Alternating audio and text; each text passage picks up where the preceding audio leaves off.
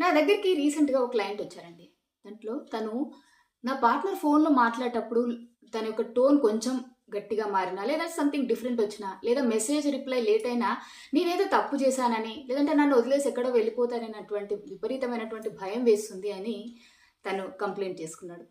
దీన్ని సైకాలజీలో relational hyper vigilance అంటారు. అంటే చిన్నతనంలో మనకి షరతులతో కూడినటువంటి ప్రేమ అంటే కండిషనల్ లవ్ అని కనుక పొందితే ఇది అట్లాంటి వాళ్ళలో ఇది ఎక్కువగా ఉంటుందని. అంటే మీరు బుద్ధిగా ఉన్నప్పుడే మిమ్మల్ని ప్రేమించడం, ఏ చిన్న తప్పు చేసినా మాట్లాడడం ఆపేయడం, లేదా దూరంగా పెట్టడం వంటి వాతావరణంలో కనుక మీరు పెరిగితే మీ అమెగ్దల అంటే బ్రెయిన్స్ ఒక థ్రెడ్ సెంటర్ ఉంటుందన్నమాట. నిరంతరం అది నన్ను ఎక్కడ రిజెక్ట్ చేస్తారో అన్నటువంటి ఒక అలర్ట్ మోడ్‌లోకి వెళ్ళిపోతుంటుంది. ఎదుటివారి మూడ్‌లో చిన్న మార్పొచ్చినా, దాన్ని మీ ఉనికికే ప్రమాదంగా మీ బ్రెయిన్ అనేది భావిస్తూ ఉంటుందనమాట.